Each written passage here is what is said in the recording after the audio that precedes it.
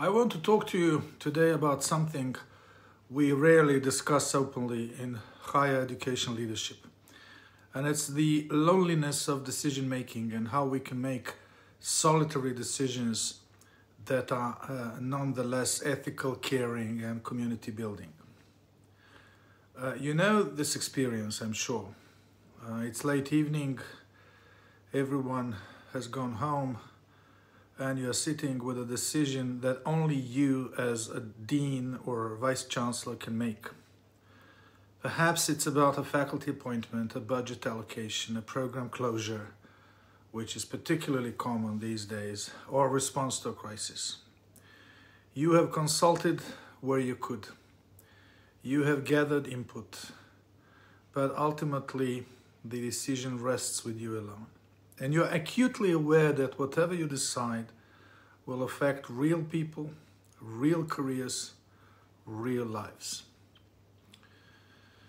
The question I want to explore is this: how do we make decisions individually, as they often must be made in leadership roles, while at the same time ensuring they remain organic, ethical, and genuinely community building, rather than being merely administrative or self-protective for our own positions. We often presented in our decision-making with a false dichotomy, especially in higher education. Either decisions are collaborative and therefore good, or they are individual and therefore suspect. Now, consultative processes are valorized and unilateral decisions are treated as somehow inherently problematic. So creating a committee is good, but ruling on your own is suspect. This dichotomy is, in my view, intellectually dishonest. The reality of institutional leadership is that many critical decisions cannot be made collaboratively. And you have all of you deans and VCs have faced this many times in your careers. You cannot convene a committee every time you must respond to a student crisis, address a faculty complaint, or make a time-sensitive budgetary choice. The buck, as they say, stops with you. And what we need is not the pretense of collaboration in situations which do not allow for collaboration where there can be none, but a methodology for making individual decisions that are nonetheless oriented towards care for others and the community. And this is where an interesting framework by Tony Robbins from his book Awaken the Giant Within, which is a popular book but very useful for higher education leadership, where this framework becomes surprisingly relevant to our work as academic leaders. Robbins offers a particular strategic framework and a specific process to make such decisions. Robbins argues that 3 decisions control your destiny, and I would argue the destiny of the institutions that you lead. First is what you focus on. Second, what things mean to you. And third, what you decide to do to create the results you desire. So let me show you how this applies to ethical leadership in higher education.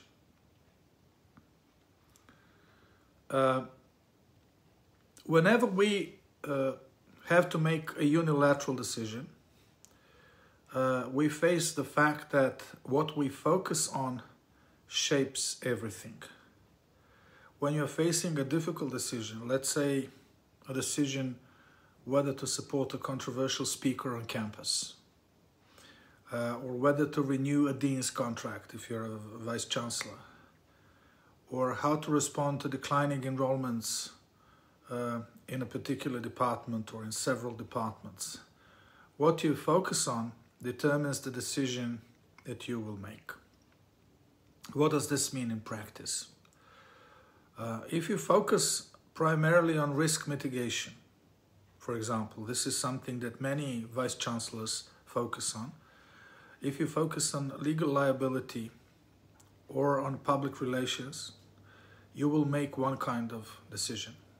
If you focus primarily on educational mission, faculty development, or student flourishing, you will make another decision. If you focus on operational things, such as short-term budget pressures, you will decide differently than if you focus on long-term institutional sustainability. So the strategy of your focus is what determines the substance of your ultimate decision. And here's the ethical dimension here. Where you place your focus reveals what you truly value as a person and as a vice chancellor, regarding what your strategic plan says you value. An organic community building leader makes a conscious decision about focus, where to focus, before making the decision itself. Ask yourself, in this situation, what am I focusing on? Am I focusing on the people this will affect? Or am I focusing on how this will look to the board?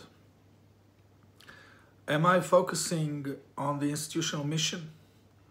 Or am I focusing on my own comfort level? I'm not suggesting there's always one right answer. Legal concerns in our decisions matter. Budgets matter. Public perception matters. All of these things matter. But the leader who makes ethical decisions knows which consideration is primary and which is secondary. You make that hierarchy explicit to yourself, even if you cannot always make it explicit to others. And this is important psychologically and ethically. That you understand what you are focusing on. You don't do it implicitly, you do it explicitly. The community building aspect comes from this. When your focus is genuinely on institutional flourishing and human development, not as abstractions, that are often buzzwords and part of this dominant narrative about humane leadership. Not as abstractions, but as your actual priority, your decisions will tend toward care, even when they're difficult, even when they're unpopular, even when you make them entirely alone. This is the first master decision, what you want to focus on. The second master decision is about meaning. Nothing has inherent meaning except the meaning we assign to it. And this is not relativism, it's phenomenology. The same event can be interpreted multiple ways, and the interpretation determines the response. Let me give you a very concrete, a very specific example.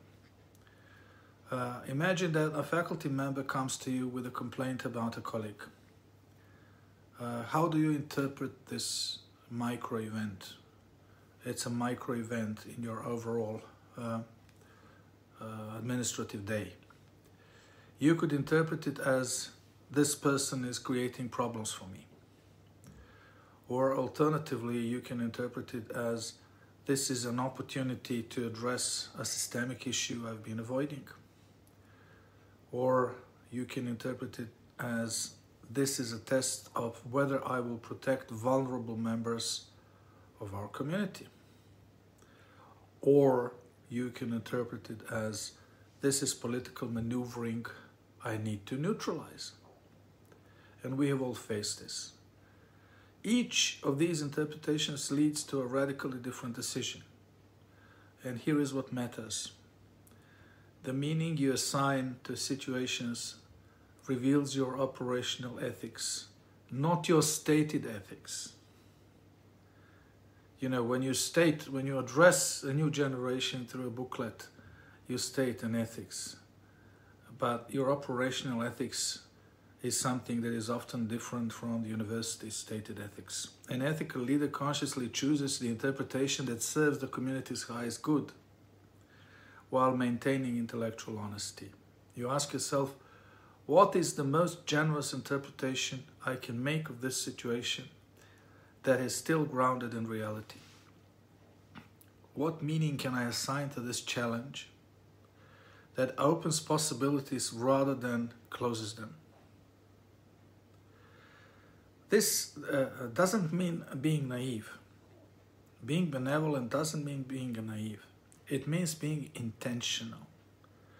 When you interpret a budget crisis as an opportunity to clarify our real priorities, for example, you will make different decisions than if you interpret the same crisis as a threat requiring defensive cutbacks. When you interpret student activism, something that is widespread these days on our campuses, as evidence of engagement we should channel, rather than interpreting it as disruption we must control, you build different kinds of communities within the university. And we have witnessed this with the behavior of the various vice-chancellors in many universities around the world. The individual leader who decides what things mean is exercising enormous power.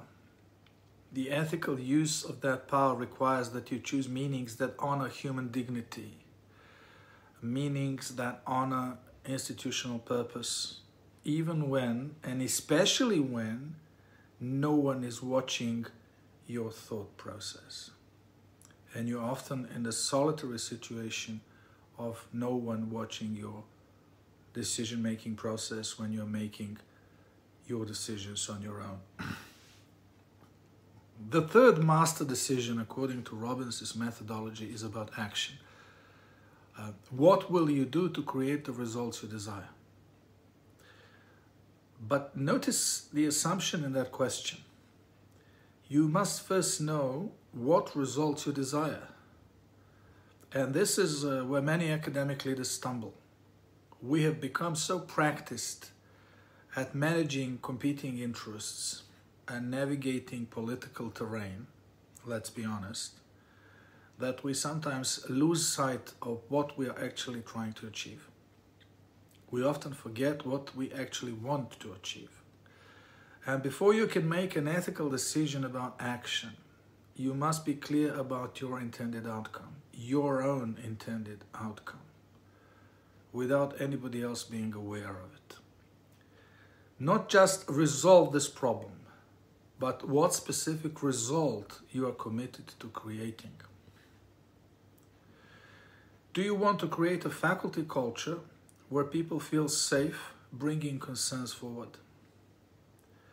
Then your action in response to this particular complaint must serve that larger outcome. And it must do so even if it makes you uncomfortable. Alternatively, do you want to create an institution where academic freedom is genuinely protected? Is that what you want to do? Then your action regarding a controversial speaker on campus must demonstrate that commitment, even in situations when it would be politically easier to disinvite that speaker. And that's again a very common situation. Do you want to build a community where people believe leadership acts with integrity? Is that your main aim? And be honest with yourself. If it is, then your actions must be consistent with stated values, even when inconsistency in many situations would be more convenient. The individual leader, the vice-chancellor, and in some cases, dean, who makes decisions aligned with clearly defined outcomes, builds community precisely because people can predict the principles that guide your decisions. It is very important for people to be able to predict your decisions, even when they disagree with your specific choices. This is an important element of your integrity. Ethical consistency in your decisions creates trust, and trust is the main social capital that creates community. Our business as university leaders is to maximally increase the amount of trust as the currency that circulates on our campuses and within our institutions. Now, after discussing briefly these three master decisions, let me address something we rarely acknowledge in academic leadership discussions. Robbins argues that all human decisions are ultimately driven by two forces, and this is familiar to us from ancient philosophy. They are driven by the desire to avoid pain and the desire to gain pleasure. Now, this sounds very simplistic until you apply it honestly to your own decision making. Try to be fundamentally truthful with yourself and ask yourself, how many of your leadership decisions are driven by the desire to avoid the pain and conflict, painful conflicts, criticism, or discomfort? How many of your decisions are driven by the pleasure of being seen as competent, decisive, or well-liked? These are questions that politicians often ask themselves, and we as university leaders need to ask ourselves these same questions. These are not accusations aimed at ourselves. They are descriptions of how human beings function. The question is whether you are aware of these drivers or whether they are operating unconsciously in you. And if the latter is the case, that can be very dangerous. I will be vulnerable with you here. I have made decisions as an academic leader where my primary motivation was avoiding the pain of a difficult conversation, for example. I have made decisions where I wanted the pleasure of being perceived as collaborative, as nice, even in situations where I knew collaboration would dilute a necessary choice. And looking at those situations in retrospect, these were not my best decisions. They were basically self-protective decisions disguised as leadership. Because leadership is something that transcends our own view of ourselves. And organic ethical methodology requires that you become conscious of your pain-pleasure associations. What pain are you trying to avoid in this decision? What pleasure are you seeking in a particular situation?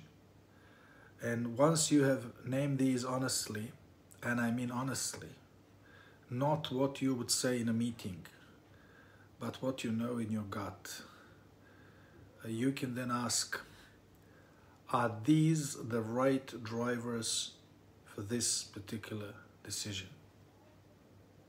Sometimes avoiding pain is exactly right. You should avoid the pain of unnecessary harm to people. It is painful to any well-integrated human being. You should avoid the pain of institutional damage. But if you're avoiding the pain of being criticized, or if you're avoiding the pain of being seen as unkind, at least to some people, or the pain of people being disappointed in you, which is something we particularly fear, these are different matters. These pains are often necessary costs of ethical leadership. Causing some people to be disappointed in us is a necessary cost of true, well-integrated ethical leadership. Robbins identifies 5 elements that shape how you evaluate situations and how you make decisions. These 5 elements are your beliefs, your values, your references, your questions, and your emotional states. Once again, your beliefs, your values, your references, your questions, and your emotional states.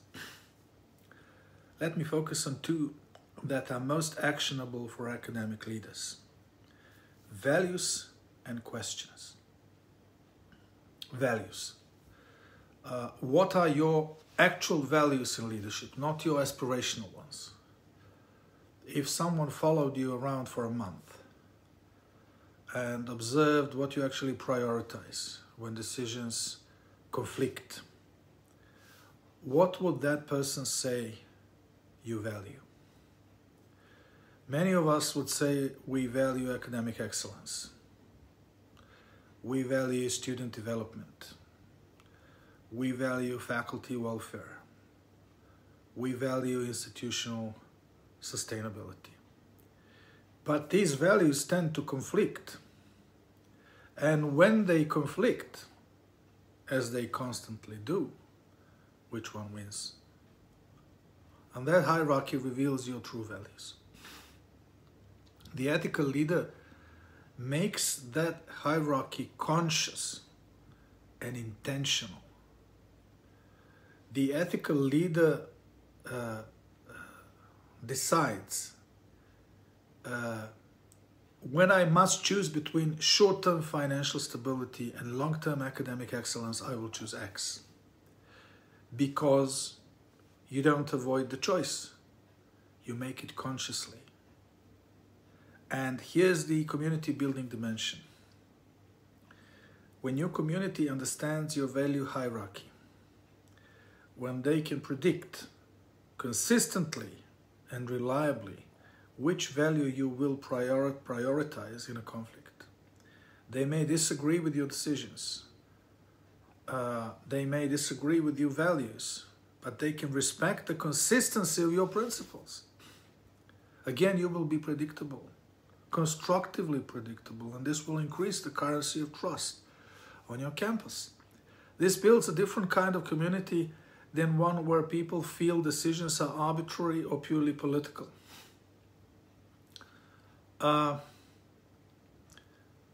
This is how values play a part in the whole game.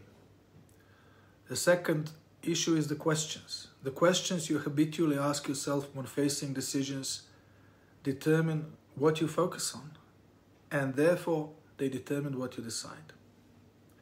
Are you asking, how do I avoid blame in this situation? Or are you asking, what serves the people affected by this decision?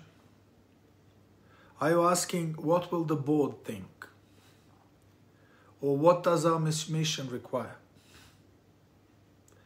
Are you asking, how do I make this problem go away? Or what can this situation teach us about systemic issues we need to address? These are all different questions. They are by no means equivalent. They lead to fundamentally different decisions. The ethical leader consciously chooses to ask questions that orient toward care, the community, and the mission, even when those questions lead to harder decisions than the self-protective alternatives. And whenever you look back at your self-protective decisions that you have made, and all of us have made those, you painfully feel this inadequacy. You painfully feel that there would have been so much more satisfaction for you if you had made a mission-driven or purely value-driven decision. Here's what I want you to understand. Making decisions individually does not mean making them in isolation from community values or your institution's mission. It means being the person who synthesizes input, considers consequences, and then takes responsibility for the choice. This is what the most responsible and the most condensed role of leadership in the university is. And this is actually more ethical than diffusing responsibility through committee processes where no one ultimately owns the decision. When you make a decision individually, using a conscious methodology oriented toward care and community building, you are saying to your community, I have considered what our values require. I have weighed the impacts on real people, and I'm choosing this course of action, consciously choosing it for these reasons, and I'm accountable for the outcome. This is leadership. Leadership is fundamentally individual. It is not the pretense that everyone participated equally in deciding, but the reality that you used your positional authority in service of something larger than yourself, you alone. The methodology I'm describing here, Robbins' framework applied to academic leadership, ensures that even your solitary decisions fulfill certain conditions. First, that they are organic, that they are rooted in the actual realities of your institution rather than abstract policies. Second, that they are ethical, guided by conscious values and concern for human impact. Third, that they are community building, that they are oriented toward trust, consistency, and the institutional mission that binds you together, that makes you and your colleagues and your students into a single community. Now, these decisions need to be made practical. And let me give you a specific practice. You need to practice this. The next time you face a significant decision, you need to do several things. First, name what you're focusing on. Practice this. Write it down. Is this thing that you're focusing on, is this focus serving the community or serving your comfort? It's simple, but it's powerful. Second, name what this situation means to you. What interpretation are you assigning? Write it down. Is there a more generous, more constructive meaning that is still honest and realistic? Third, clarify what outcome you are truly committed to creating, and this is more difficult.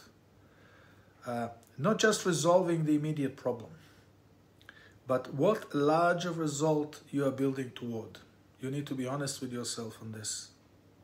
Fourth, examine your pain-pleasure drivers. What pain are you trying to avoid? What pleasure are you seeking?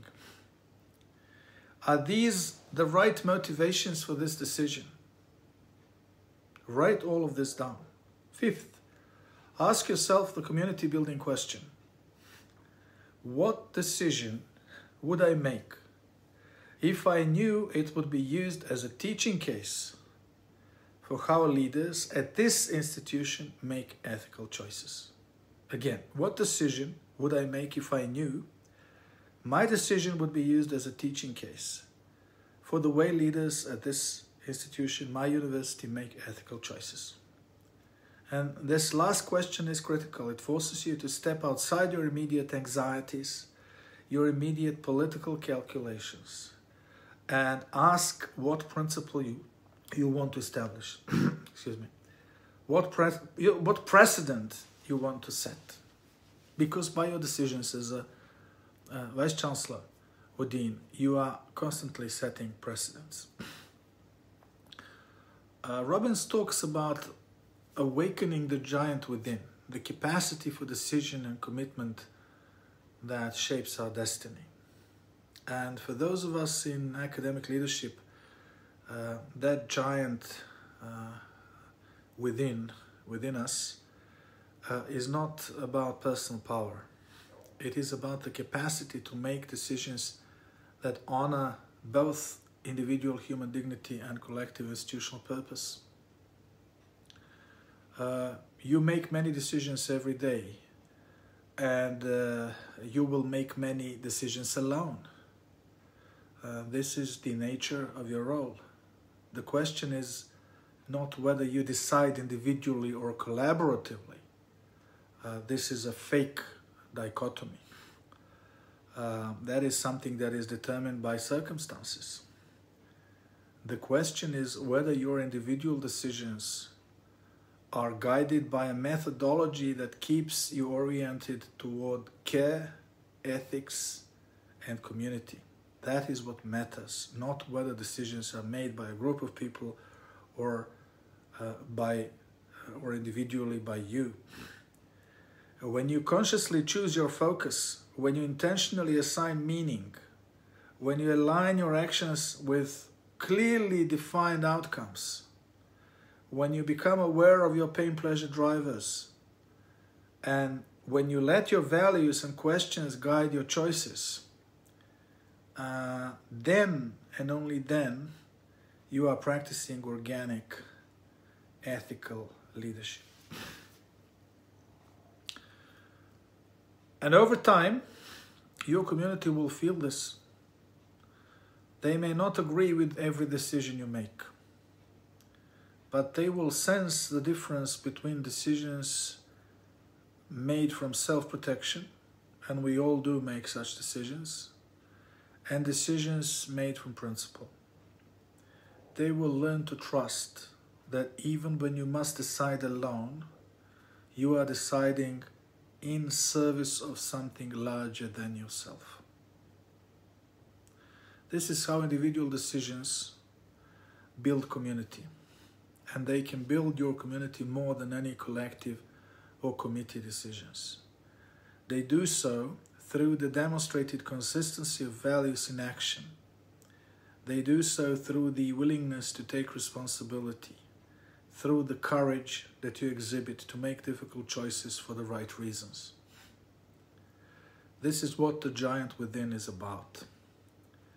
The giant within your institution awakens not through the perfect decision-making process, which is unfortunately what so many institutions seem to be focusing on nowadays, but through leaders who decide consciously, ethically, and with genuine care for the people whose lives they affect. Thank you.